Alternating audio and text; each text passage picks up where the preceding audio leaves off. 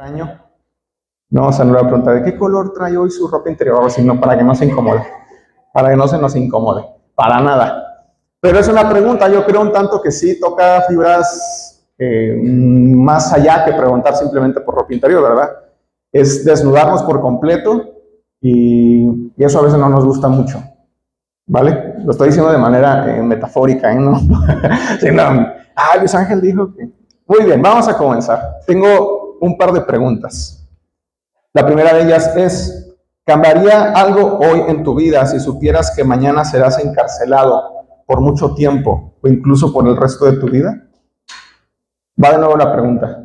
¿Cambiaría algo hoy en tu vida si supieras que mañana serás encarcelado por mucho tiempo o incluso por el resto de tu vida? No me respondan, piensen rápidamente en qué podría cambiar su vida. Si hoy los arrestan y nunca más vuelven a ver un partido de las Chivas, o bueno, yo que sé en qué pasa su tiempo libre, ¿verdad? Pero ya no puede hacer lo que usted quiera, ¿cierto? Voy con otra pregunta. ¿Cómo sería, vivir tu vida tras las rejas? ¿Consideras que eres verdaderamente libre? Y creo que poco a poco vamos a ir entrando al tema. Va la siguiente pregunta. ¿Hay cosas en tu corazón o circunstancias que te mantienen aprisionado o que no te permiten avanzar, hacer, decir? ¿Te sientes preso? Y no es como la de José José, hay una, ¿no? Preso de no sé qué es, pero... Ay, se las saben. ¿Y con ustedes, Otón? ¿Te sientes preso? Esa es la pregunta. ¿Alguien ha experimentado ese sentimiento de estar preso, de no poder avanzar? Mucha gente dice que cuando te casas, ¿no? Es muy similar, ¿no? Ya no puedes hacer lo que tú quieras y bueno, vamos a ir entrando en materia para ir aclarando ese punto. Ahora, en la antigüedad la cárcel se trataba de un lugar de aislamiento temporal, familia.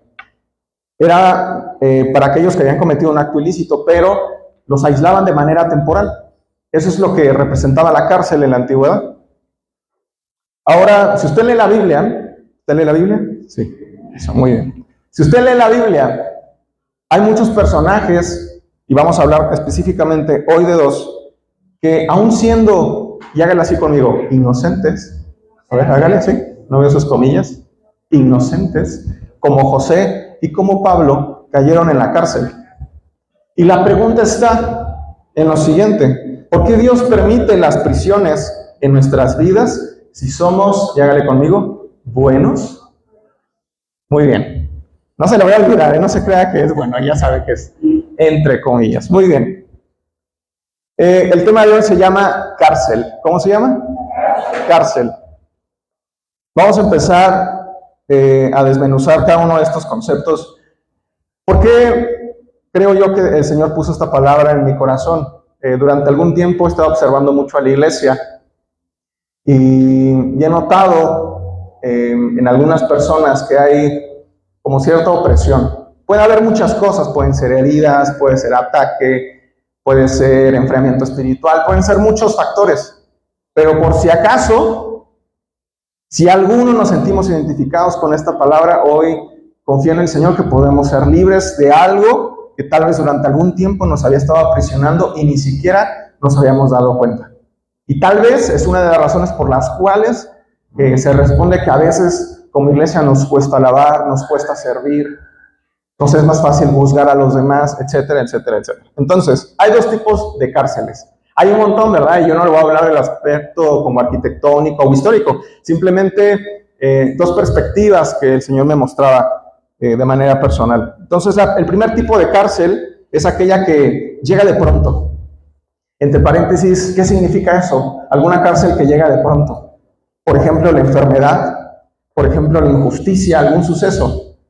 Podríamos decir que la cárcel que enfrentó José es una cárcel de esas que llegan de pronto. O sea, es decir, tú vas bien, es como con Job.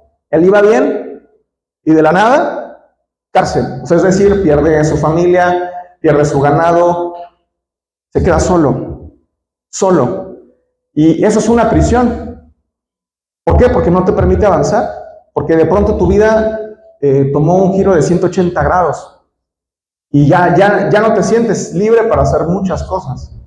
Porque sabes que hay una deuda, porque sabes que te está buscando el SAT, no sé, los de Electra, yo qué sé. Hay algo ahí que te está aprisionando. Y hay sucesos en nuestra vida que llegan de repente. Hay gente que se endeuda porque no es administrada, pero si imagínate, Dios no quiera, te accidentas, no hay otra, te quieres tratar en algún hospital privado. ¿Sabes qué? La factura médica se va por los cielos. Por mucho dinero que tengas, algún día se te va a acabar. Dice la escritura que la mujer de flujo de sangre se acabó todo lo que tenía en médicos y ninguno pudo sanarla hasta que llegó el maestro. Quiere decir que hay ocasiones en las que llegan sucesos a nuestra vida que de pronto, vamos a decirlo así, nos arruinan la vida. ¿Sí? Nos arruinan la vida. ¿Sí me explico con ese primer tipo de cárcel? Si hasta aquí vamos bien, muy bien. El segundo tipo de cárcel, la que poco a poco nos aprisiona. La que poco a poco nos aprisiona, es decir, aquella que ni te das cuenta, pero cuando algo pasa, caray, ya estamos dentro de la cárcel, sin darnos cuenta. Algo pasó, poco a poco, y ya estamos ahí. Entonces hoy vamos a hablar de estas dos tipos de cárceles, y me gustaría que seamos honestos en este ejercicio, que seamos completamente transparentes, si hay algo en nuestro corazón con lo que nos identifiquemos con este tipo de cárceles. Entonces vamos a empezar, le puse así, vamos a imaginarnos que es como una... ¿A cuánto les gustan las series? Ay, sí, los demás, no levanta la mano. O bueno, ¿a quién le gusta leer? Ay, no. Entonces, ¿qué hacen? Dormir, ¿a quién le gusta? No, a ver. Sí, les voy a poner, es como una tipo serie, o véalo como un libro, voy a poner capítulo 1, ¿sí? Así nos vamos a ir. Capítulo 1, José. Muy bien. ¿Quién? José. Esta historia la van a encontrar en el libro de Génesis, a partir del capítulo 37, el 38 se habla de otra cosa, y luego ahí del 39 hasta el 50 se habla de la historia de José. No vamos a leer todos esos capítulos, ¿verdad? Pero sí les recomiendo que lo lean para que digan, no dijo mentiras Luis Ángel, sí es un mentiroso, ¿va? Yo les traje un resumen de lo que dice Génesis 37 y del 39 al 50, pero ahí viene todo esto que les voy a compartir. Muchos ya se saben la historia, ténganme ahí paciencia. Muy bien, José fue vendido por sus hermanos. Dice la Biblia que él tuvo un par de sueños que levantaron la envidia y el odio de sus hermanos. Porque básicamente él siendo el chiquito, parecía como que él iba a ser el líder de toda la pandilla. Y eso, específicamente yo creo que a Rubén, que era el más grande, pues como que no le latía. Entonces, el corazón de los hermanos se empieza a llenar de odio porque no solamente era eso, sino que el papá lo amaba más que a los demás. Seamos honestos. ¿Papá aman más a un hijo que a otro? No. No nos metamos en problemas, ¿verdad? Y dice la escritura que por este odio planean algo muy maquiavélicos los hermanos y terminan vendiéndolo a una compañía de ismaelitas que iban a Egipto, y ellos lo venden a un guardia que se llama Potifar. Potifar era el segundo en el mando en Egipto. Él ocupaba la posición más importante después del faraón. Y entonces le venden a José, se lo venden a Potifar, y Potifar empieza a notar que José empieza a ser prosperado en todo. Diga conmigo, prosperado en todo. Dice la escritura que Dios estaba con él. A ver, diga conmigo, Dios estaba con él. A ver, Dios está conmigo. Y entonces dice que todo lo que tocaba la mano de José prosperaba, todo. ¿Se imaginan? Wow. Y entonces Potifar, al darse cuenta que todo lo que tocaba a José prosperaba, pues me conviene, y lo puso mayordomo de su casa, de todos sus bienes. ¿Y qué creen que empezó a pasar? Pues la casa de Potifar empezó a prosperar. Entonces fíjense, de ser rechazado por sus hermanos, de ser vendido por sus hermanos, ahora pasa a ser un tipo esclavo o siervo de Potifar, pero al mismo tiempo gozaba de todos los bienes de Potifar. Vivía en la casa del segundo más importante en Egipto. Eso es interesante. Ahora, pasó algo, y es que en medio de esto, pues hubo una mujer que no se dice el nombre, pero vamos a decir la esposa de Potifar. ¿Cómo le pondremos? Potifera. Muy buena, pastor, sí. Potifera, pues ¿qué cree? Ahí está en la Biblia, ¿eh? No me estoy inventando nada. Pues que le echa ojitos a José. Se dice, ay, ¿cómo que está guapito? Está guapo, tiene barba. Ay, empiezan. Es bueno. Bueno, le empieza a llamar la atención y un día se excedió. Diga conmigo, se excedió. Se excedió, porque se excedió, ahí viene en la Biblia. Entonces dice la Biblia que en cuanto ya lo estaba agarrando de la ropa, ¿hay puros mayores acá? Ah, bueno, no. Usted me entiende. Y entonces llegó un momento de...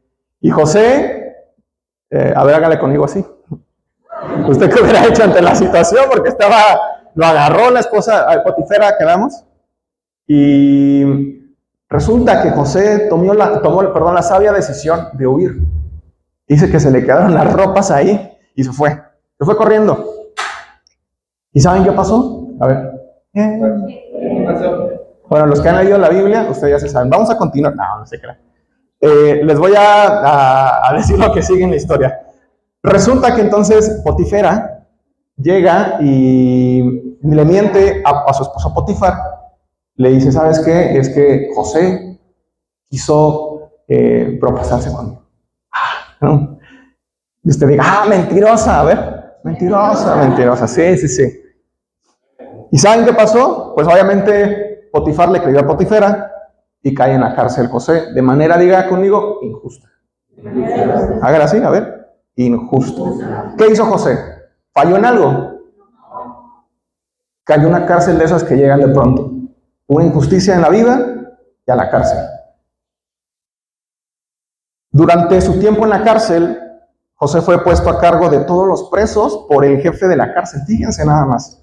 O sea, cae en la cárcel y en lugar de ser, porque si era un preso, el jefe de la cárcel dijo, Dios está con él porque todo lo que hace prospera. Y entonces el jefe de la cárcel le dice, José, vas, y lo pone a cargo de la cárcel. ¡Qué maravilla! Aún en la cárcel, fíjense, aún en la cárcel. Ahí conoció a gente importante, o con cargos importantes en Egipto, entre ellos dos, el copero del rey y el panadero del rey, ¿se acuerdan? Ellos por alguna razón vieron al faraón, la Biblia no nos dice explícitamente qué fue, les caía mal, les caían gordos, yo qué sé, los echa a la cárcel a estos dos sujetos, y entonces en la cárcel los dos tienen un sueño, y José, que además que tenía sueños, sabía interpretar sueños, o sea, de verdad que una maravilla, José, un tipazo, bien por ahí. Y entonces, un tipazo, y entonces le dan los sueños y José interpreta. Básicamente el sueño era que uno iba a ser restituido, el otro no, y el que no lo iban a matar, lo iban a decapitar y listo. Y tal como dijo José, se cumplió. Llega el copero, que fue el que se salvó delante del rey, es restituido, y se le olvida que le había dicho a José que cuando en algún momento tuviera la oportunidad, le iba a contar al faraón para que lo restituyeran a José también. Se le olvidó. Bien, qué mal plan. Otra desgracia, a ver. Otra desgracia. Pobrecito de José. Y pasado el tiempo, Faraón tiene un sueño. ¿Alguno ya está teniendo sueños ahorita? Ah, ¿verdad? Todos despiertos, todos atentos, todos atentos. Muy bien. Y entonces tiene un sueño Faraón y se los cuento súper rápido. Léanlo. Todo esto está en la Biblia. 7 vacas flacas se comen a 7 vacas gordas. En resumen, ese es todo. Y luego lo mismo con espigas así todas flaquitas y otras más gorditas, las flaquitas a las gorditas. Nadie sabía adivinar o interpretar el sueño. Y entonces, por fin, a ver, diga, por fin, que se acuerda el copero, ¿sabes que yo conozco un tal José que él, bla, bla, bla, bla, bla, bla, bla? Tráiganlo. Le cambian la ropa que traía José de preso, lo rasuran, todo ya bien presentable, se bañó, se puso perfume, todo. Llega delante Faraón e interpreta el sueño. Y entonces le dice, esas 7 vacas y las 7 vacas flacas, las 7 vacas gordas y las 7 espigas, flaquitas y gorditas, representan lo mismo, es el mismo sueño. Son 7 años de escasez que van a seguir después de 7 años de abundancia, ¿no? Entonces, vienen los años de abundancia, tenemos que cuidar lo que venga, porque vendrán estos 7 años de escasez después. Ese es el sueño. Y entonces le dice, entonces tienes que poner a alguien sabio, a alguien prudente, a alguien guapo. Y entonces José, mientras iba diciendo la descripción, José empezó a hacerle así. ¿Sí? ¿Sí? Bueno, no dice la Biblia, pero dijo el faraón, pues ¿quién más sino tú? Vas. Y entonces, de manera impresionante, es nombrado José como el segundo más importante de Egipto. ¿Quién era el segundo más importante? ¿Recuerdan? Al inicio, Potifar. Potifar, de quien era esclavo. Y de pronto, y no fue muy de pronto, hubo un proceso, pasó tiempo, llegó a ser el segundo más importante. De quien había sido esclavo, ahora él estaba por encima de él. ¿Sí? Ahora, todo esto usted y yo sabemos, si es que hemos leído esta parte en la Escritura, que cuando viene esta hambruna, no solamente viene sobre Egipto, sino sobre toda la tierra, o al menos en aquella región. Y como José fue vendido por sus hermanos, pues quiere decir que José tenía hermanos, ¿verdad? Y si tenía hermanos, tenía papá. Y entonces el pueblo de Israel, que ya existía, que eran los 12 hijos de Jacob, excepto José porque él estaba en Egipto, también estaban atravesando hambre.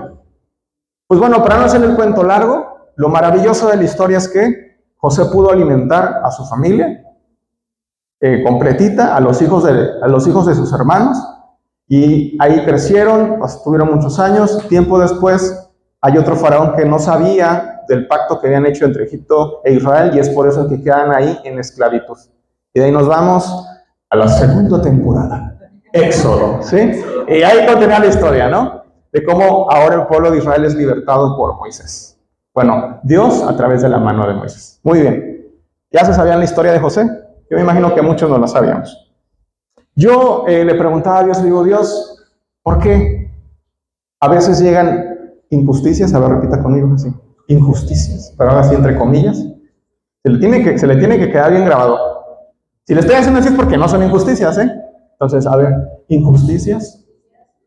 A gente que está en la iglesia, a yo que te oro, a yo que leo la Biblia. Y le preguntaba a Dios, ¿por qué?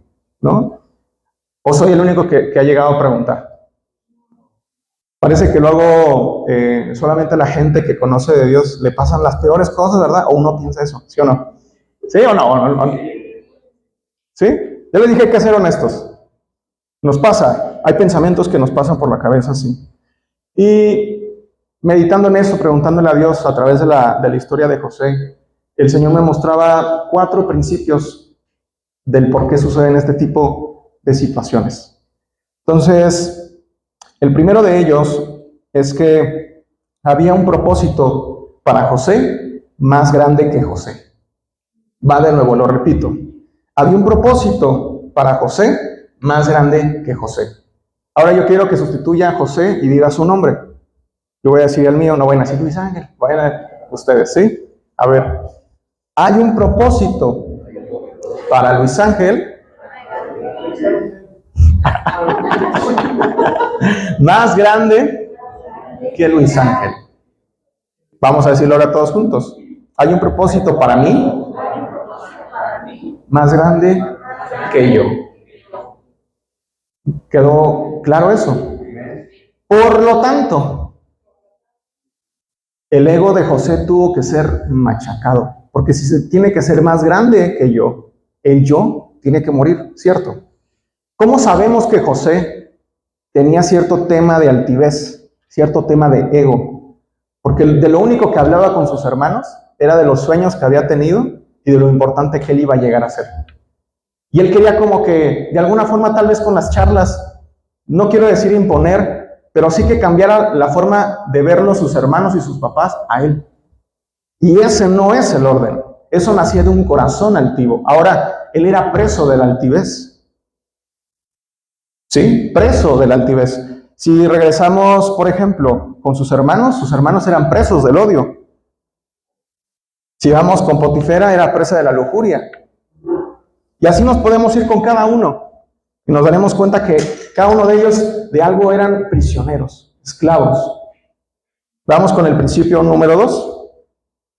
Aunque a veces no entiendas las razones de tus prisiones, recuerda que Dios está contigo. A veces se nos olvida. Te voy a preguntar o te voy a dejar un pensamiento ahí. A veces creemos que por saber, les voy a poner un ejemplo, casi siempre, y lo he escuchado, y porque claro, la muerte a todos nos confronta, es un suceso difícil, pero la principal pregunta es, ¿por qué Dios? ¿Por qué te la llevaste? ¿Por qué te lo llevaste?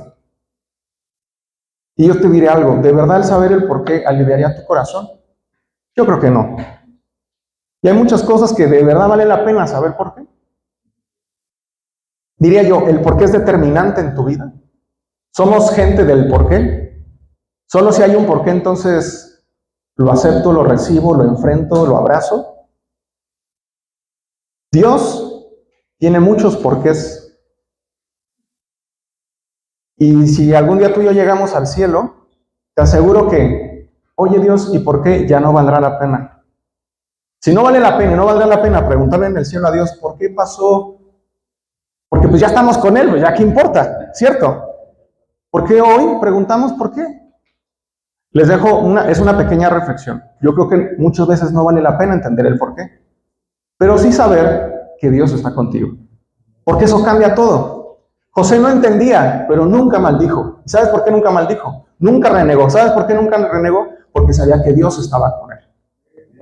¿Y cómo lo sabemos? Cuando le dice a sus hermanos llegan más adelante arrepentidos. Bueno, eso está en la parte número 2. Usted léalo ahí. No le spoileo mucho, pero tienen el reencuentro y ellos se disculpan y todo. Y él dice, no, tranquilos. Dios me envió delante de ustedes. O sea, ya José ya entendía a ese momento que había sido Dios el que había permitido pasar todas esas prisiones para él. ¿Lo entendió? Quiere decir que desde el inicio él sabía que Dios estaba con él. Tal vez todavía no había entendido el por qué, pero lo más importante no es entender el por qué, sino entender en nuestro corazón que Dios está con nosotros. Y que hay un propósito. ¿Será que a Dios le gusta fastidiarte la vida? ¿Será que Dios diga, pues que se le muera fulano? ¿Será que es un Dios así? Y lo dije como va, porque no, mi hermano, que le dé cáncer. O sea, ¿de verdad creemos en un Dios así? Dios no desaprovecha las situaciones. Él tiene un propósito eterno. Detrás de toda situación, tendría que ser más que suficiente saber que Dios está contigo. Es lo único que necesitamos saber. Porque si te dijera, estás en la cárcel, pero ¿qué crees? Dios no está contigo. Diría nuestro...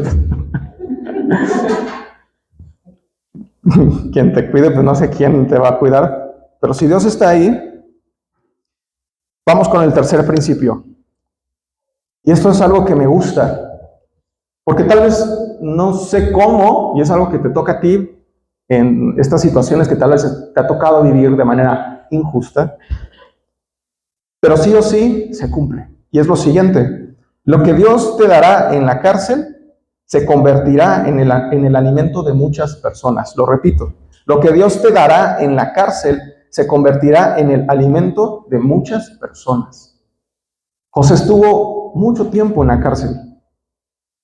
Y era necesario que estuviera en la cárcel para que pudiera ser preso, para que conociera al copero, que conocía al faraón, para que cuando fuera necesario y a su debido tiempo, faraón solicitara a alguien que interpretara sueños. Y, oh, sorpresa, yo conozco a alguien que se llama José. No puede decir que es porque estás muy guapo, muy guapa, porque estudiaste no sé qué. Es el favor de Dios. Porque atravesaste la cárcel. La cárcel es necesaria, familia. Nos guste o no nos guste, es necesaria.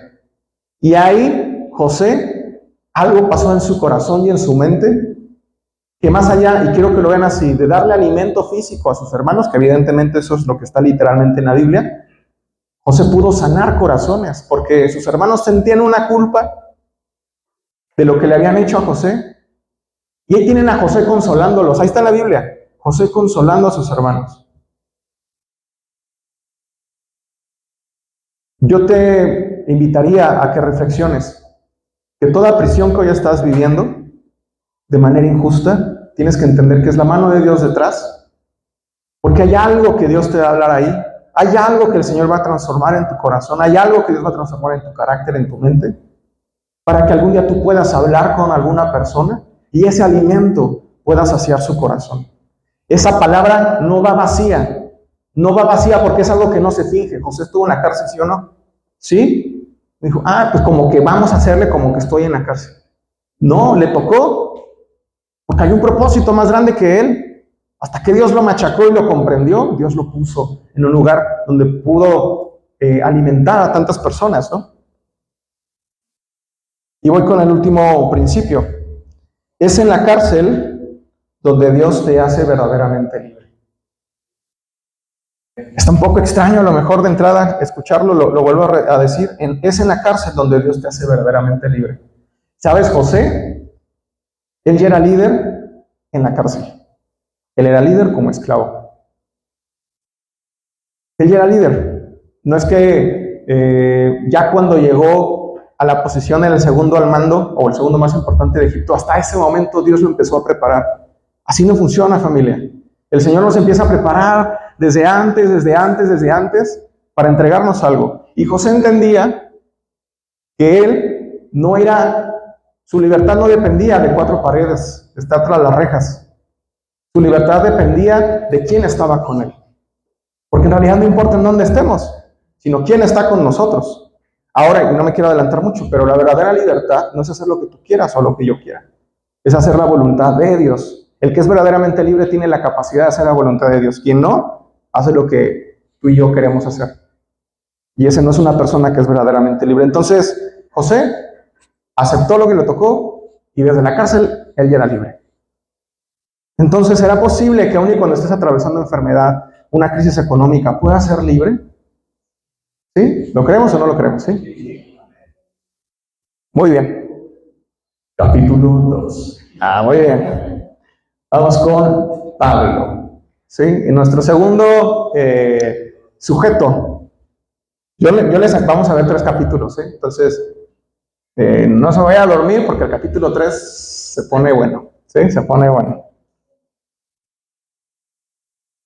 De aquí no vamos a poder leerlo todo, pero hay algunas citas bíblicas que les puedo ir compartiendo para que, pues, cuando vean la repetición ahí en YouTube, o si no me cree, usted vaya, lo lee y diga, mentiroso, o lo que usted deduzca, ¿vale? Usted tiene que creer en la palabra con la mente y con el corazón. No porque se lo digamos aquí, nos tiene que creer todo. Usted debe de leer su Biblia, tiene su propio raciocinio, lo va a poner delante del Señor y el Señor habla. Si no lo hacemos, la palabra nunca toca nuestro corazón. Y si lo hacemos, todo te empieza a hacer sentido. Todo. Aunque yo ni soy papá, hasta las prédicas para padres te caen.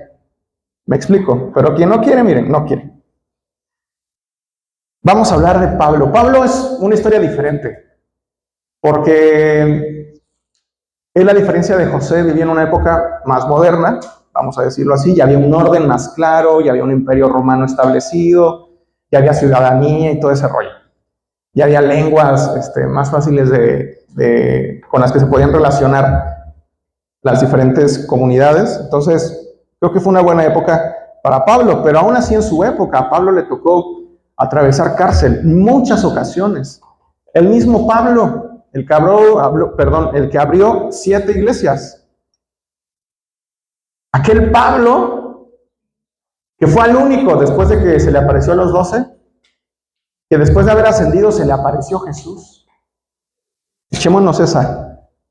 Pablo. Entonces, lo que trato de decirte, miren, Pablo, nosotros. ¿Sí? Va de nuevo. Pablo, nosotros. ¿Va? Entonces vamos a hablar de Pablo. Y como Pablo dijo, bueno, ahorita no me quiero adelantar. Muy bien. Vamos a hablar de los primeros hechos en cuanto a la historia de Pablo. Dice la Escritura que él era maestro de maestros de la ley judía. ¿Hay aquí algún maestro de maestros? Por favor, si se puede poner... Políglota. Dice la Biblia que hablaba griego y hablaba hebreo. Y eso lo podemos leer, si no me crees, está en Hechos 21 del 37 al 40. El guardia le habla en griego, dice, espérame, y empieza a hablar en hebreo al pueblo de Israel. Y me encanta porque así como los de la alabanza nos coordinamos muy bien, ¿verdad? Hace una señal al pueblo, dice que todo el pueblo, o sea, eran miles, y todos se callaron. Bastó que alzaron la mano y todos se callan, y entonces empieza a hablar en hebreo. Entonces, fascinante la, la capacidad que tenía Pablo, la preparación que tenía Pablo. Ahora, no solo era judío, así puro, así de sangre. Muy bien, sí, si quieren para que lo veamos ahí. ¿Sabes griego? Siguiente, por favor. Siguiente.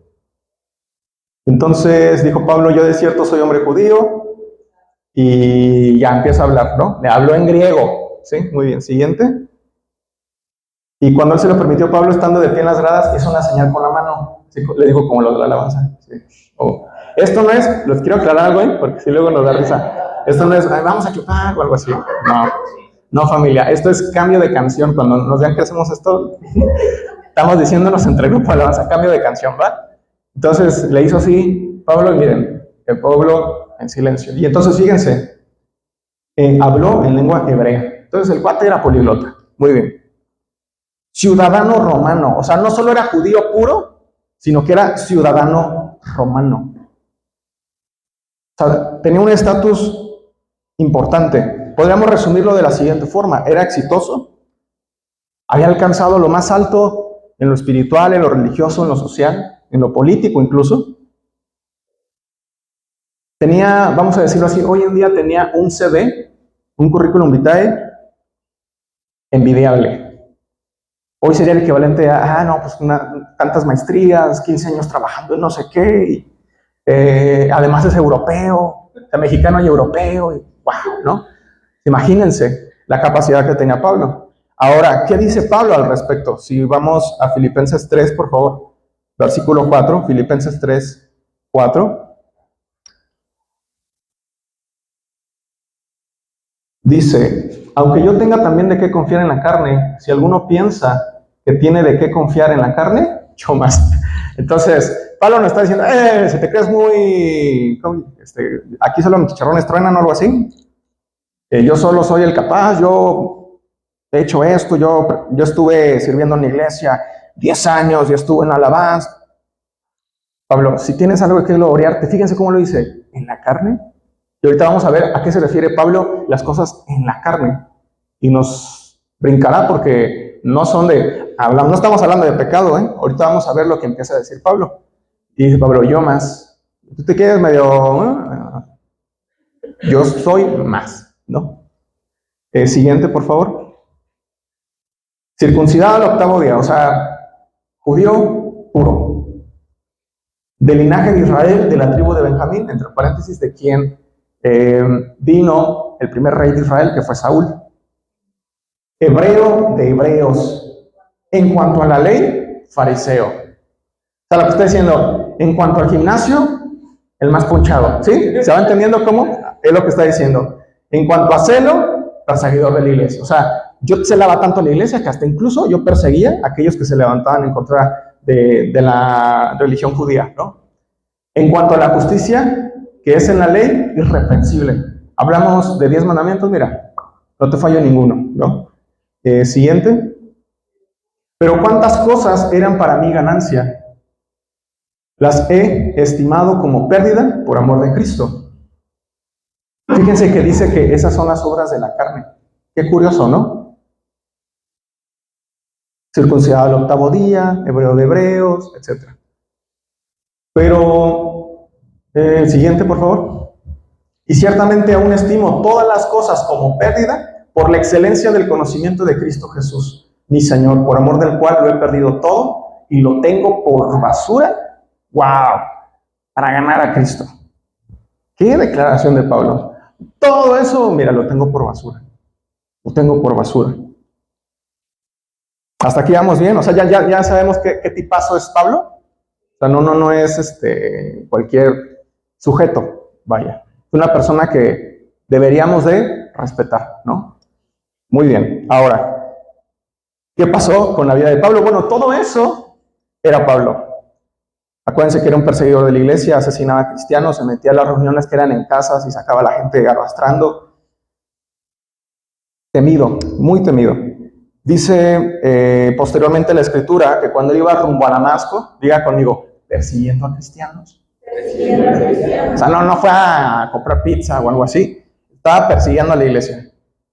Se le apareció Jesús, wow, y lo dejó ciego durante 3 días, haciendo un alto en seco en la vida de Pablo, que en ese momento se llamaba Saulo, hasta que recobró la vista para dejar de ser Saulo y convertirse en Pablo. Esta historia la podemos encontrar en Hechos 9, del 1 al 19. Ahí está esta historia. Entonces Pablo queda ciego. Y durante esos 3 días, el Señor empezó a hablar a su corazón. ¿Te imaginas quedarte ciego de la noche a la mañana? Diga conmigo, eso es una injusticia. Habrá así, una injusticia. Se quedó ciego. ¿Quién lo dejó ciego? El Señor. Muy bien. Y vamos con el siguiente hecho. Por predicar el Evangelio fue llevado en repetidas ocasiones a la cárcel. Eso ya fue después. Hasta que fue ejecutado después de escribir su segunda carta a Timoteo. El fundamento de esto está en segunda carta de Timoteo 4, del 6 al 7. Segundo de Timoteo 4, del 6 al 7. Dice, porque yo ya estoy para ser sacrificado y el tiempo de mi partida está cercano. He peleado la buena batalla, he acabado la carrera, he guardado la fe. Para muchos historiadores fue la última carta que escribe Pablo. Y la escribe desde la cárcel. Desde la cárcel. Un cristiano. Pablo. No tuvo una, tuvo un chorro de veces en la cárcel. Y hay cartas que confrontan tu vida y que a lo mejor no sabíamos que se escribieron desde la cárcel. Aquí nada más anoté 3, yo creo que de las más conocidas. Efesios, él escribe a la iglesia de Éfeso en la cárcel. Filipenses, todo lo puede el que no lo sabemos. Filipenses 4:13, y dice, a ver. Todo lo puede en Cristo. Ahí está. Sí, nada más que él estaba en la cárcel. Nada más que él te lo está escribiendo desde la cárcel, familia. Debería confrontar nuestro corazón. Cuando lean estas cartas, por eso se las estoy enlistando, es para que confronte nuestro corazón. Pablo no lo escribe en el sofá de su casa, con una linterna y así como ahora yo tengo, no, con mi computadora o con la tablet y abrimos aplicaciones y vemos YouTube y no la entendí, vamos a la NTV y así, ¿no? ¿Me explico? O sea, no. Ahí no había internet, no había IA, nada. Pablo, con su oscura soledad, porque estaba Dios con él, tal vez un pedazo de papel y algo para escribir y largas horas con el Espíritu Santo. Wow. Y ahí se escribe esto. Colosenses, puesta la mirada en las cosas de arriba. Híjole, qué fuerte. Y todo lo que hagan, hágalo para el Señor y no para los hombres. Ahí lo escribe. Es importante entender el contexto en el que estaba Pablo. Entonces, ¿qué podemos aprender de las cárceles que tuvo Pablo? Aquí anoté 2 de ellos. Pablo comprendió que en la cárcel no importan tus éxitos, no importa tu apellido, tu patrimonio, tu experiencia, ni tu conocimiento. Nada de eso importa en la cárcel. Mano, ¿estás preso? No, es que yo estuve 15. Estamos en la misma celda. ¿Cómo te explico? No, es que yo hablo inglés y estamos en la misma celda. Fíjense lo que tuvo que trabajar Dios en el corazón de Pablo ahí. Pablo lo comprendió. Nada de eso es importante y lo leemos porque justo lo acabamos de verificar en la Escritura. Dice, todo eso lo tengo por basura. Y entonces dice Pablo, y es lo que, si quieren apuntar algo de este principio, sería, lo único que realmente importa es conocer a Dios. Eso es lo importante. Hace un par de domingos, nuestro hermano Brian nos compartió una parte en la Escritura, no la traigo aquí, donde decía que si de algo hay que nos podamos sentir, no voy a decir orgulloso de orgullo, o sea, de orgullo de satisfacción, algo que se nos pueda atribuir, lo único que es conocer a Cristo ya. Nada más. Entonces Pablo llega a la misma conclusión, porque nos dice, todo eso lo tengo por basura, ante el conocimiento de Cristo. Entonces, lo único importante, a ver, diga conmigo, lo único importante es conocerlo a Él. Es conocerlo a Él. Muy bien. Ahora, un segundo principio. La cárcel es el medio que usa Dios para darnos autoridad y llegar a muchos. Es ahí donde Dios responde preguntas y nos capacita para compartir su palabra a otros. Es ahí. ¿Por qué lo pongo así? Pablo, atravesando, o sea, él tuvo dos opciones, familia, y es lo que trato de explicarte con estos ejemplos. Tanto José como Pablo tuvieron la oportunidad de, Dios, ¿por qué yo? Joven en un punto sí ya se puso rejego y le puso, Dios, ¿no? Y empezó, ya mejor mátame, y bueno, se puso loco. Pero a veces somos usted y yo, ¿verdad? Pero Pablo y José, teniendo la posibilidad de maldecir a Dios, de renegar todo, no lo hicieron. Y Pablo, desde la cárcel, escribió cartas. Y lo que Dios hablaba en mi corazón es eso. Tus prisiones son necesarias. A ver, repita conmigo, mis prisiones son necesarias para que Dios me dé palabra el día que yo salga. Ahora, Pablo ni siquiera cuando había salido, desde la cárcel, no, es que yo tengo que estar bien para poder servir, pastor. ¿Sí o no que le han dicho así? No, es que primero déjeme arreglo esto. Jesús les dijo, permítame enterrar a mi difunto. Y Jesús le dijo, deja que los muertos entierren a sus muertos. Ay, caray. Jesús, no digas eso. No sé cómo era Eugenio Derbez. Córtale, mi chavo. Es mejor, ¿no? Yo me imagino muchos de nosotros bien religiosotes. No, señor, mejor dile, cuando tengas tiempo, aquí te espero, ¿no? Algo así yo creo que esperaban, pero no. El Señor fue radical. Entonces, no hay que estar bien para servir. No me refiero a que no estés derecho delante del Señor, ¿verdad? Pero si esperamos perfección de la gente que sirve, no, mi hermano. ¿Y tú crees que el Señor no sabe en quién delegó su gran comisión? Su hermosa creación, lo más importante para Él. Sabe que tú y yo, que no la armamos solos. Tú y yo que tenemos defectos. Tú y yo que no podemos. Lo cierto es que no podemos. Pero si Él nos dio la comisión es por algo. Y no nos dejó solos. Entonces no es necesario que estés bien. Desde tu cárcel puedes escribir cartas. Pero otras personas que necesitan escuchar lo que Dios te está hablando en la cárcel. ¿Se entendió? ¿Van a escribir cartas? Si lo quieren hacer de manera literal, adelante. Pero recuerden que es un poquito más metafórico, pues, ¿no? Hay cosas que Dios te ha estado hablando en este proceso que estás enfrentando. Yo les voy a decir algo. Durante la época en la que nuestro pastor estuvo atravesando de manera más fuerte, esta circunstancia de salud, y que de manera personal, porque tuvimos también la bendición de estar un poquito más cerca también de la familia pastoral, de los hermanos Jesús y Lupita, y nos enterábamos de situaciones que ellos no decían en la iglesia. Y yo cada que los veía como mis pastores, pero en ese momento, viendo la situación, me confrontaba. ¿Saben por qué? Porque cuando en algún momento el pastor hablaba de mantenerse firmes, de buscar al Señor cuando las cosas no están bien, yo conocía el contexto. ¿Y sabes qué? Mira, me removía el corazón. Ese hombre está hablando pura verdad. No hay engaño en él. Y qué orgullo tenerlo como pastor, porque es honesto, es sincero, ¿no? ¿Qué trato de decirte? Definitivamente hablar desde ahí, Dios no sé qué hace, le da doble unción a una palabra que tú le das al compañero de trabajo.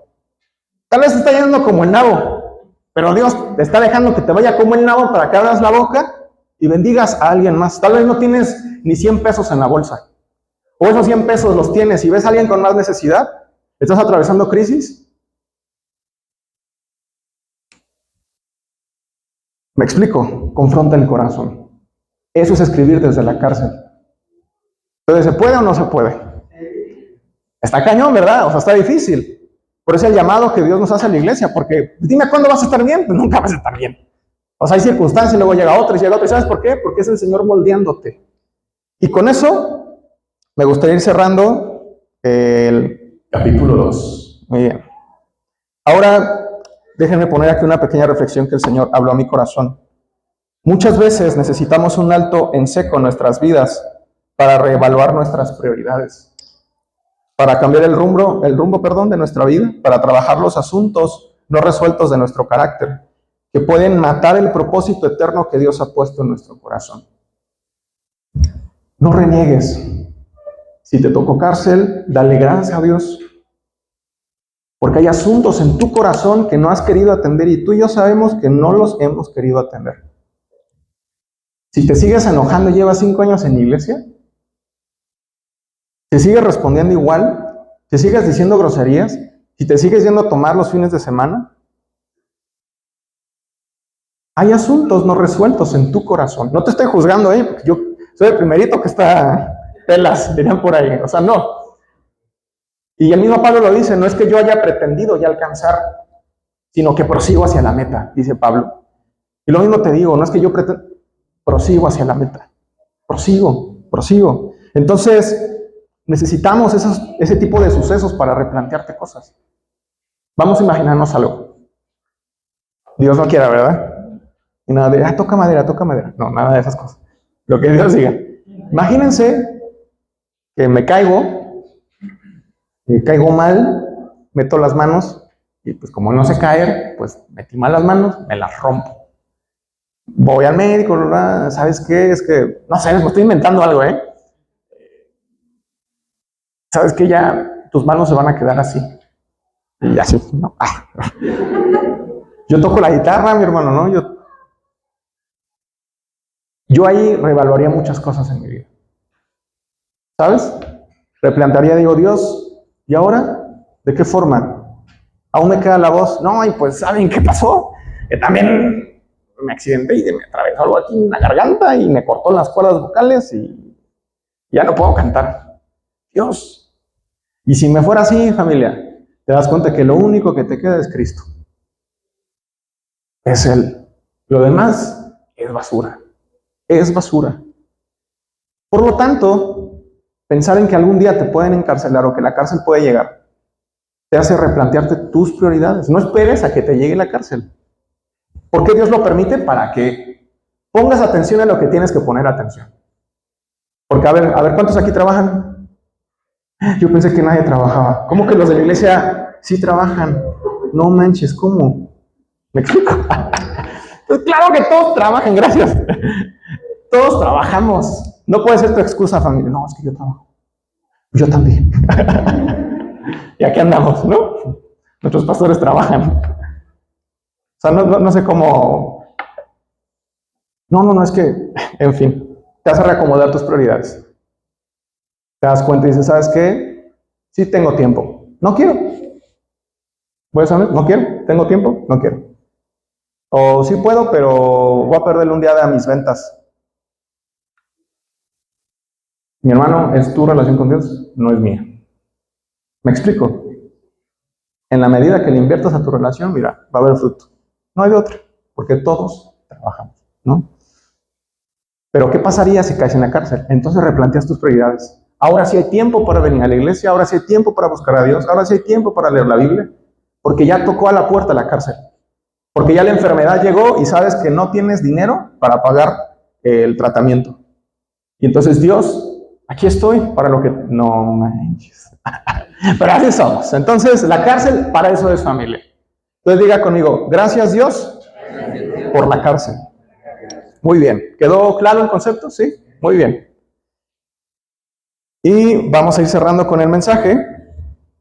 Hablemos de la cárcel que poco a poco nos aprisiona. Quedamos que había 2 tipos de cárcel. La que llega de pronto y la que poco a poco nos aprisiona. Y yo digo que este tipo de cárcel es la cárcel más peligrosa. Porque no te das cuenta que has estado allí hasta que comienzas a perderlo todo. Hasta que empieza el vacío en tu alma. Pero si tengo tanto tiempo en la iglesia, si vengo lunes, sábado, y así, ¿no? Toda la semana.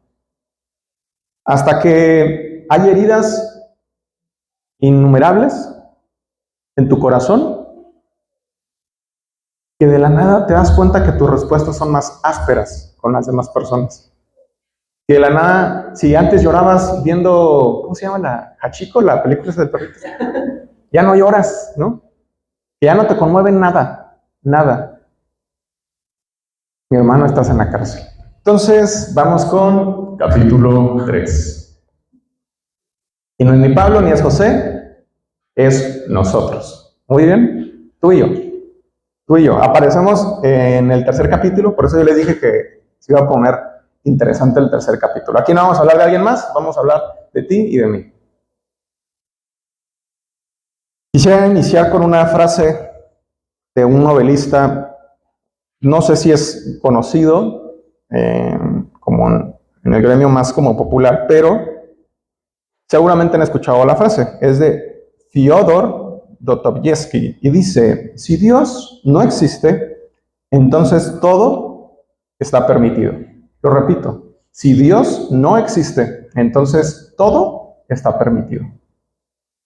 Quiere decir que si Dios no está en nuestras vidas o no existiera un Dios, matar está bien, robar está bien, haz lo que tú quieras con tu vida.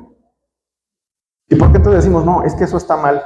Desde que la palabra bueno y malo están en nuestra boca, sabemos que hay una línea directa que conecta con Dios, que es una brújula moral que se llama Dios. No tiene sentido que existan las leyes que nos pongan límites, que castiguen al que no sigue las normas, porque ¿quién dice que está bien y que está mal? Nomás porque si para mí está bien y para ti está mal, ¿cómo le vamos a hacer? Necesita haber un mediador, necesita haber algo que rija tu vida. No solo una parte, sino por completo. Y ese es Dios. Y entonces la conclusión del novelista es, si Dios no existe, vamos a suponer, y vamos a bajar un poco la frase, no vamos a verlo de manera tan filosófica, porque creemos que Dios existe, ¿sí o no? Si Dios no existe en tu vida, entonces todo está permitido. ¿Sí? Ahora, Dios pone límites. Dios pone límites porque Él quiere protegernos de circunstancias alrededor de nosotros. Vamos a verlo como un padre de familia, aquí aprovechando que está mi papá. Cuando yo estaba más chavito, así, no, tampoco tanto. Cuando yo estaba, no sé, en secundaria, la clásica, ¿no? ¿Y papá, puedo salir con mis amigos? Es que vamos a ir a la Plaza del Parque. A caminar nada más, no vamos a hacer nada, porque nada más íbamos a caminar, ¿no? Y dice que al cine y entramos, y bueno. En fin, y mi papá siempre me decía que tuviera cuidado y aquí nos vemos a tal hora. Háblame cualquier cosa. Y esto, me daba cosas. Decían, ay, papá, ¿no? Ya déjame ser, pues, es que tú no entiendes, ¿no? Son otros tiempos, papá. No, creo que nunca le dije algo así, pero les digo, bueno, pues, o sea, como que le contrapunteaba, ¿no? ¿Sí o no? ¿O no? Sí, mi papá, no. Sí. Entonces, ¿mi papá lo hacía por fastidiarme la vida? Pues no, él sabía que había circunstancias, ¿no? Y yo no las veía. ¿Será acaso que hay cosas que Dios ve que tú y yo no nos da la cabezota para ver? ¿O si somos demasiado sabios? Pues no, ¿verdad? Necesitamos la perspectiva divina. Y si Dios nos dice, no lo hagas, pues no lo hagas. ¿Pero por qué, Dios? Hazlo y nos platicas a todos el próximo domingo, ¿no? ¿Qué les parece? No tiene sentido. No tiene sentido si has probado a Dios en una cosa. O sea, has obedecido lo que está en la Biblia. Y Dios ha hecho lo que está escrito. ¿Yo por qué dudaría de que el segundo principio lo va a fallar? O que en la tercera, o que en la cuarta, o que en la quinta, o que en la... Él no es hombre como nosotros para fallar o para mentir. Entonces los límites que Dios establece no es para fastidiarte la vida. Pero ¿sabes qué? He escuchado y a veces yo mismo me he sentido como si me privara la vida cristiana. Es que ya no puedo ir a fiestas, es que, y empiezas, ¿no? No, es que yo antes cada sábado me echaba mi tequilita y pues como que ya no puedo. Y la gente tiene ese concepto. Ah, eres cristiano. Ah, entonces no vas a fiestas, ¿verdad? ¿No les ha tocado? Y si celebras la Navidad y te pregunta cosas así como si te prohibieran cosas. ¿Me explico? O sea, la vida cristiana, para muchos cristianos y para la gente que está afuera, es que te prohíben cosas. Y te pregunto, ¿de verdad el evangelio es te prohíbo?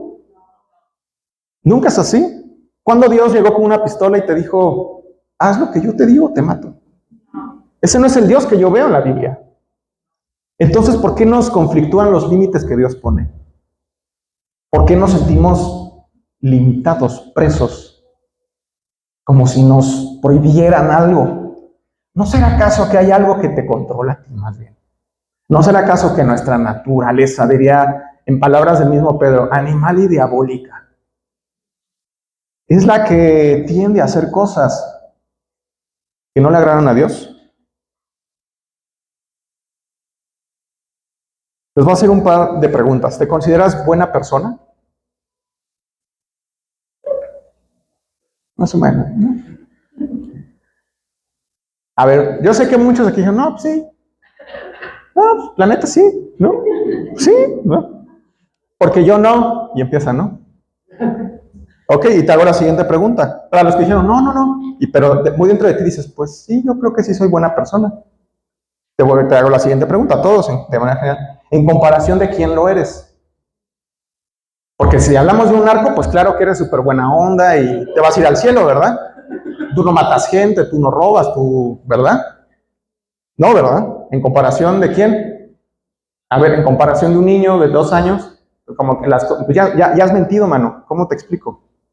Tú y yo ya hemos tenido pensamientos que sabemos que no están bien. Entonces, ¿en comparación de quién? Vamos a suponer que los niños son malos, también, ¿no? Bueno, en comparación de Dios, mira, se te cae todo. Todo. No hay nadie bueno, dice la Escritura. Vamos a hacer un examen rápido para ver si lo hemos hecho bien. Estoy basándome en Éxodo 20, no me lo estoy sacando de ningún otro lado. ¿Has mentido? Sí. ¿Has robado? ¿Has envidiado? ¿Honras a tus padres? Ah, sí, ¿no? ¿Has cometido adulterio? Dice, Jesús subió la vara, ¿eh? Cualquier hombre y mujer, ¿eh? Que mire a la mujer de otro, deseándola, en su corazón ya cometió adulterio. ¿Cómo? O sea, no es necesario que Jesús puso la vara porque del corazón es, mira, de ahí a que lo hagas, la línea es súper delgadita. El pecado ya está en el corazón. Entonces, ¿alguna vez has adulterado? ¿Has amado otras cosas por encima de Dios? Si la respuesta es afirmativa, entonces no eres bueno. Punto y se acabó. Entonces algo pasa en la vida de las personas y del cristiano. El pecado en apariencia es un sinónimo de libertad. Porque dice la gente que toma, pues yo soy libre, si me echo una cubita, pues me la echo, pues ¿qué tiene? ¿No? Y tienen esa actitud.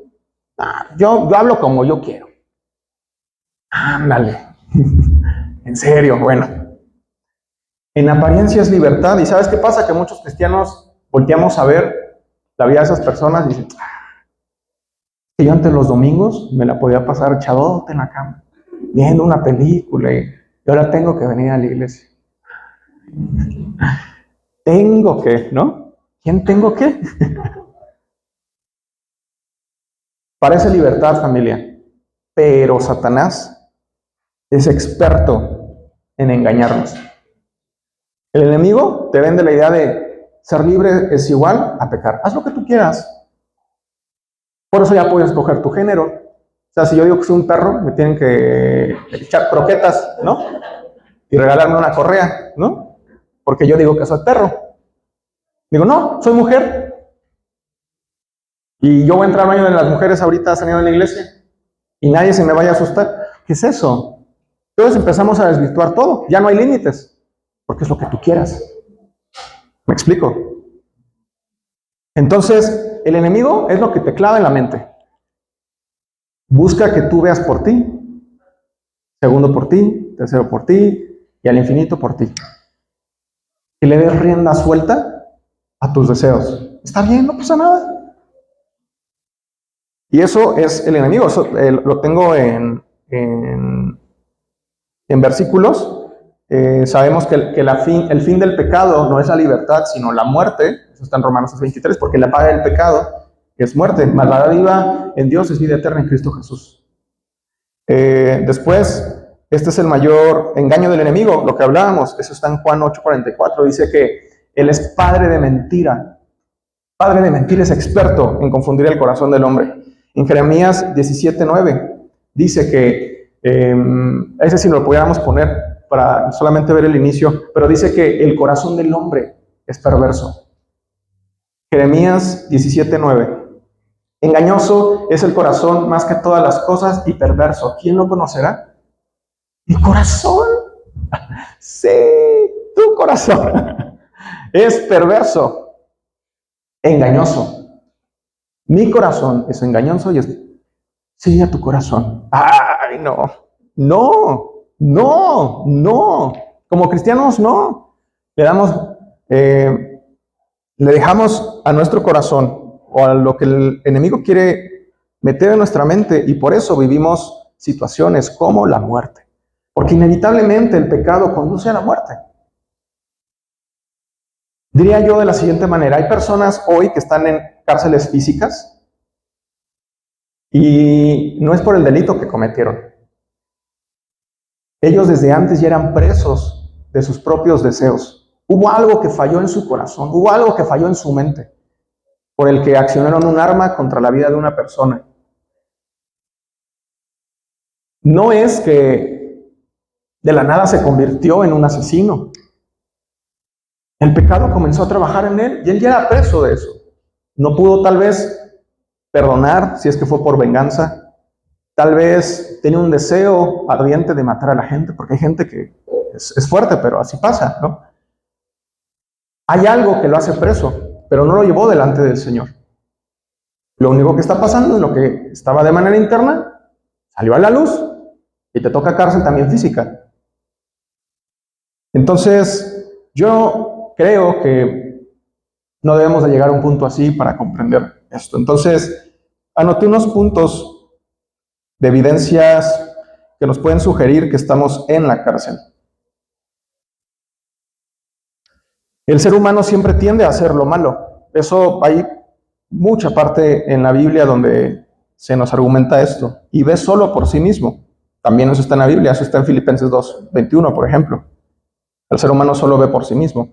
Filipenses 2:21, vamos a ponerlo para que... Porque todos buscan lo suyo propio, no lo que es de Cristo Jesús. O sea, ¿lo dice la Biblia? No, es que yo no. Dios, tú eres el más. Todos hemos pecado y el pecado nos aleja de Dios.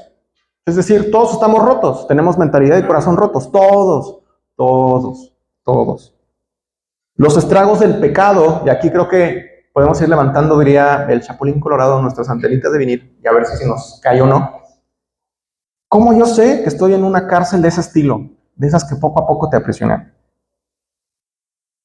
Si tienes miedo, si tienes ira, si tienes envidia, si hay mentira en tu vida, si hay amargura, si eres impaciente, si tienes falta de dominio propio, si eres tibio, si eres hipócrita, si eres religioso, si sientes culpa, si juzgas a otros, si tienes desánimo, si tienes ansiedad, si llegó la enfermedad, porque en muchas ocasiones es algo que Dios envió para transformar nuestro corazón, como con Pablo y con José.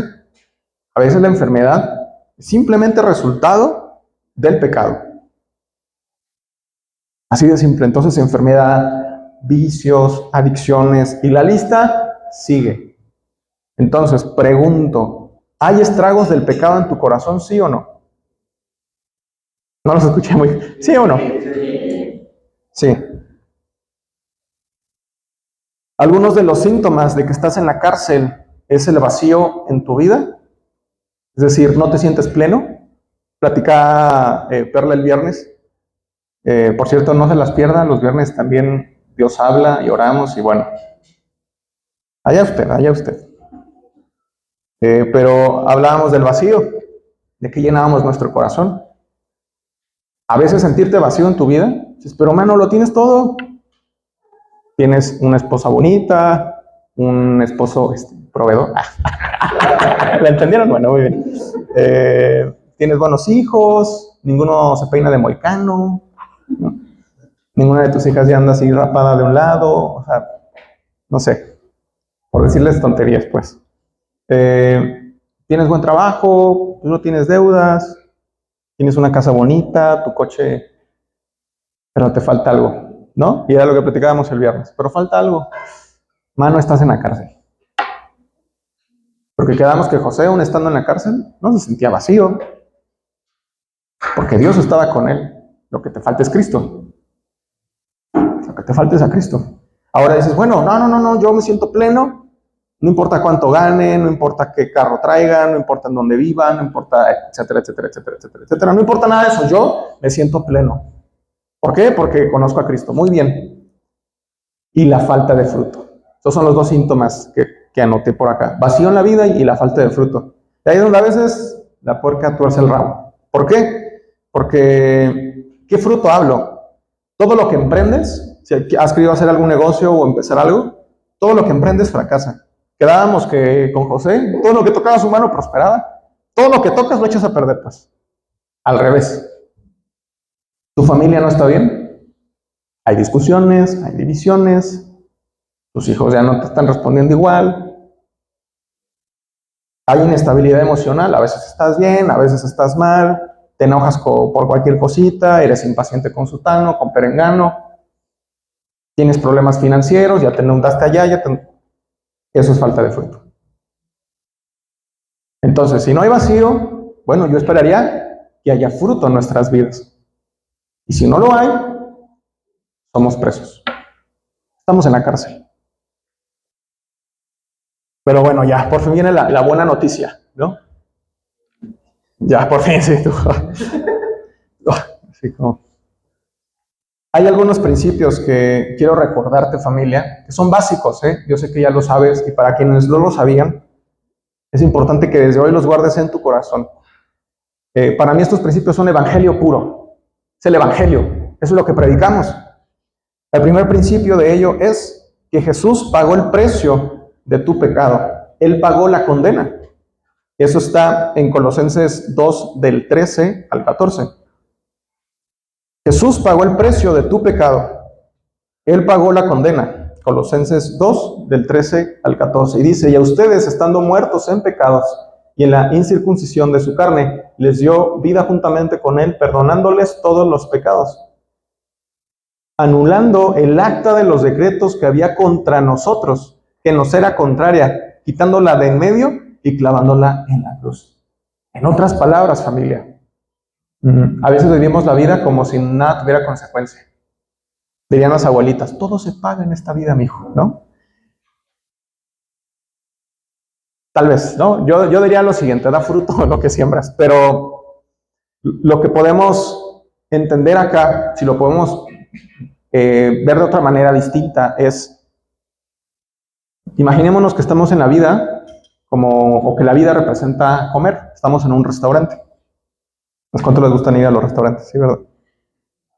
¿Cuántos se dejan propina? No, no es cierto. A mí no me interesa eso. Pero ustedes y yo sabemos, nos la podemos pasar muy bien. Imagínense recuerden alguna ocasión que fueron a comer, o que ustedes prepararon de comer, o que les prepararon de comer, no sé, pero algo así padre, ¿no?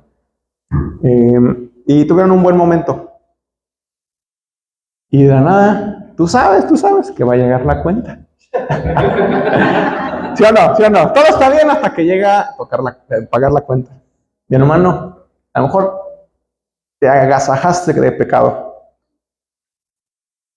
Un día tú y yo vamos a tener que pagar la cuenta. Y te voy a decir algo, no te va a alcanzar. No me va a alcanzar. Por eso Jesús pagó la cuenta. Él pagó. Es que yo no veo que pase nada. Si ¿valió la pena morir por ti y por mí? Yo diría que sí. En la medida en la que respondamos a ello, pero tu pecado y mi pecado tiene consecuencias. Es que ya nadie se muere. El problema no es el problema. El asunto es que Cristo ya murió. Si no mueres tú, porque Él murió. ¿No? Su sangre, su vida. ¿Sabes? Si hay temas si ves pornografía, hombre. Si hay temas si ves a otra mujer que no es tu esposa de manera inadecuada. Si hay problema con las mentiras que dices, si hay problema con lo chismosos que somos, si hay problema con los pensamientos de juicio que hay en tu cabeza. Es que yo creo que en la iglesia deberían... Sí hay problema. Porque alguien pagó el precio por esa cuenta que ni tú ni yo podemos pagar. Por eso la buena noticia es que eres libre. No nos da gusto. Eres libre. Porque Él pagó tu cuenta. Él saldó, no debes nada. Pagó completo. Él pagó completo. Segundo principio, ya que entendimos que Jesús fue el que pagó el precio de nuestro pecado, que sí tiene consecuencia, pero ya se pagó hace más de 2000 años. El segundo principio es, todo te es lícito, todo, pero no todo te conviene. Y Pablo no lo dijo así, pero yo agregaría puntos suspensivos. Elige sabiamente. Lo repito, todo te es lícito, pero no todo te conviene. Elige sabiamente.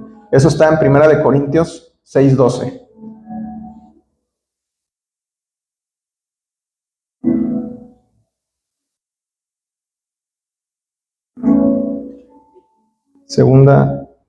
Primera de Corintios 6:12.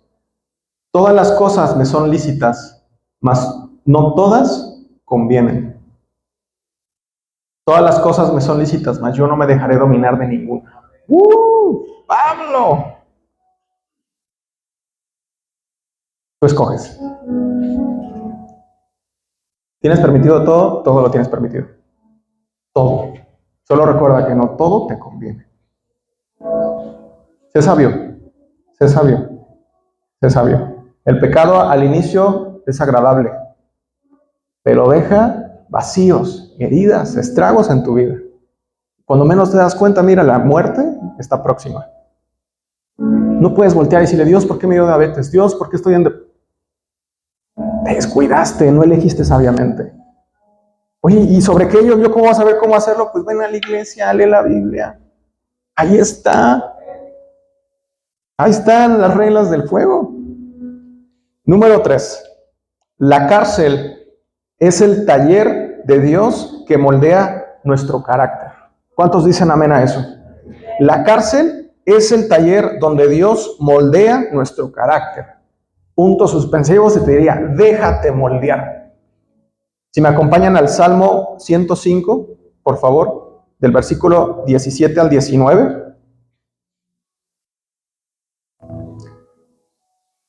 Envió un varón delante de ellos, a José, que fue vendido por siervo. Siguiente, por favor. Afligieron sus pies con grillos. En cárcel fue puesta su persona. Hasta la hora que se cumplió su palabra, el dicho del Señor le probó. Aquí estamos hablando de José, uno de nuestros protagonistas de la historia.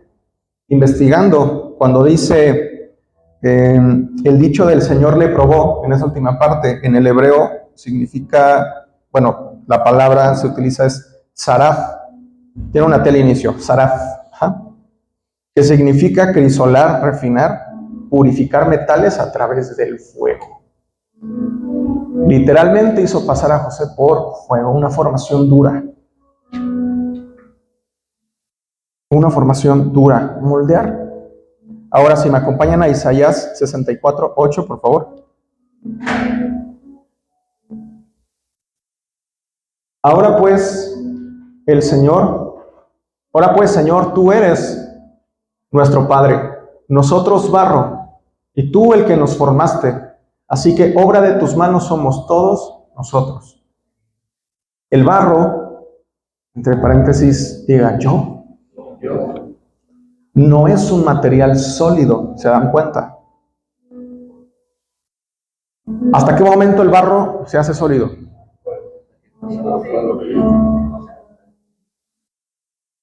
Se deja secar y ya está, ¿no?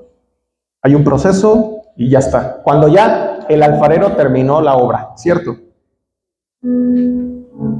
El pecado, familia, nos endurece. Lo acabamos de aprender. El pecado te endurece. Tus malas decisiones te endurecen. Todo eso te conduce a la muerte. Y si el pecado te endurece, necesitamos forzosamente pasar por el taller de la cárcel para que Dios pueda romper todo aquello que el pecado endureció en nuestras vidas, para volver a ser como ese barro. ¿Sabes cuándo va a acabar la obra del Señor? Dice la Escritura. Si me acompañan rápidamente a Filipenses 1:6. A ver, amigo.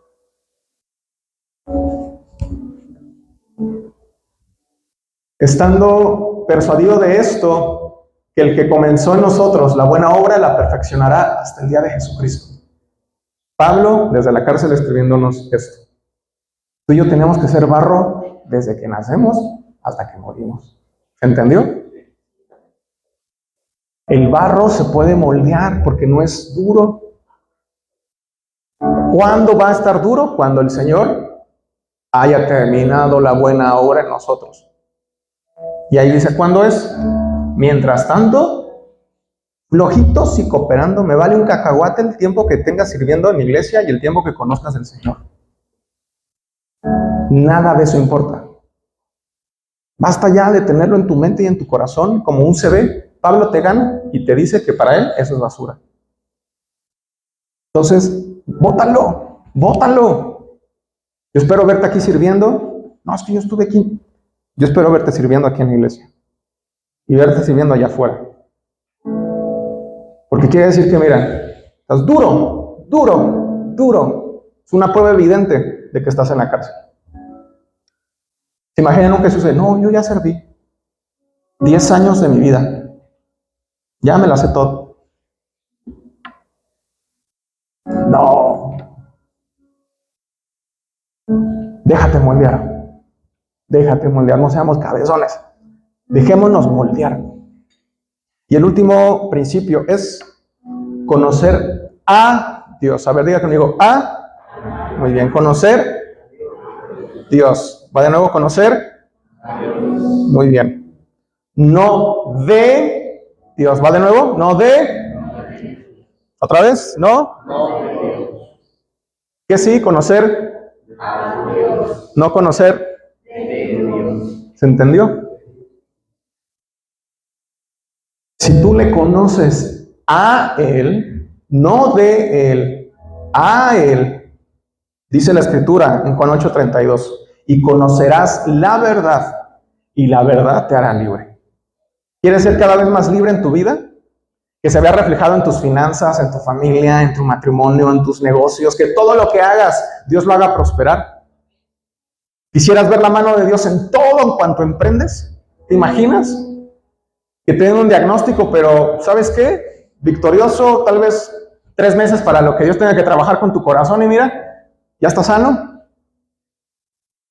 ¿Te imaginas? El precio es conocer más a Dios. En la medida en la que conozcas más a Dios, hallarás más libertad para tu vida, porque es lo que dice la Escritura. Y conocerán la verdad y la verdad los hará libres. Por tanto, si yo conozco más a Dios, voy a ser más libre. Si conozco menos a Dios, voy a ser menos libre.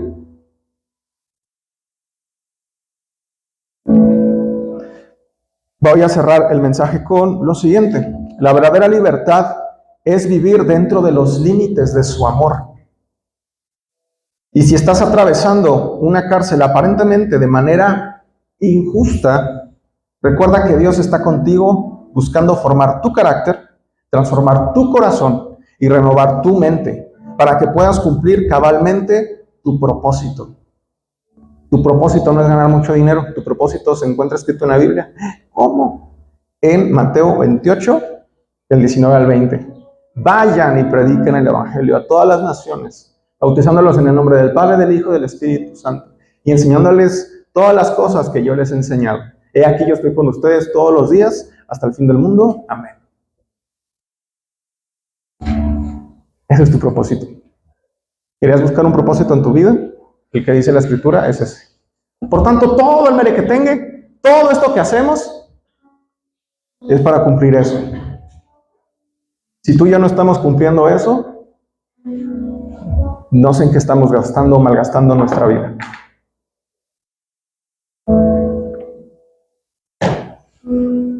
Me gustaría que... Voy a hacer dos llamados. El Señor me movía en cuanto estaba preparando esta palabra, porque sé que hay dos tipos de cárceles, ¿no? Y hay, por tanto, personas que están atravesando cierta cárcel u otra. Entonces yo quisiera hacer primero algún llamado para aquellas personas que siguen siendo esclavas, prisioneras de la culpa, de alguna adicción, de algún vicio, de miedo, de rencor, de orgullo, de ira. ¿Hay alguien aquí que se sienta impedido para avanzar? Hay varios intentos de querer dejar de... Yo voy a compartirles algo muy íntimo. Durante muchos años yo lidié con la pornografía y es algo que hablé con mi esposa a su tiempo, ¿no? Y acá estás. Y ¿sabes qué? Causa estragos en tu vida. Causa estragos. Causa estragos. Causa muchos estragos. Y yo sé, y no porque el Espíritu Santo me lo revele, yo sé que hay muchos hombres aquí que ven pornografía hoy de la iglesia. Sé que hoy hay jóvenes aquí que ven pornografía. Yo cuando hablé con mi esposa le dije, Cris, es que yo quiero ser libre. Es que a veces es como si mi cuerpo me lo pidiera. Y hubo un proceso, hubo heridas, lastimé a mi esposa, Tú puedes destruir tu matrimonio si no atiendes eso rápido, varón. Yo pasé fácil 12 años, 13 años, porque empecé en la secundaria. Un amigo, ¿no? Me enseñó y valió cacahuate el asunto. Y cada vez que me sentía estresado, con miedo, solo, no amado, ¡pum! Recurría para allá, ¡pum! Para allá, ¡pum! En lugar de ir con Dios. Por eso el engaño del enemigo es satisfactorio, es inmediato. Y yo no podía soltar eso. De eso es de lo que te estoy hablando. Mira, si tú viniste aquí para que llegara nuestro pastor con agua bendita y te echara y aquí con tus cosas y que te va a ir bien, no te va a ir bien en la vida así. No. Te toca a ti sembrar, no hay de otra, porque Dios está contigo, así de simple. La pregunta es, ¿quieres seguir viviendo así? Vete a tu casa hoy, o sea, terminamos el culto, regrésate y haz lo de siempre. O entrégalo hoy al Señor. Yo creo que hoy el Señor nos puede hacer libres a muchos de nosotros.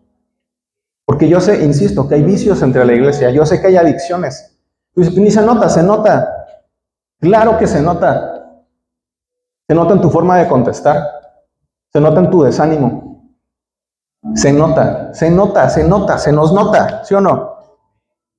Todo lo que está cargando, se nota. No hay ningún buen actor aquí, se los prometo.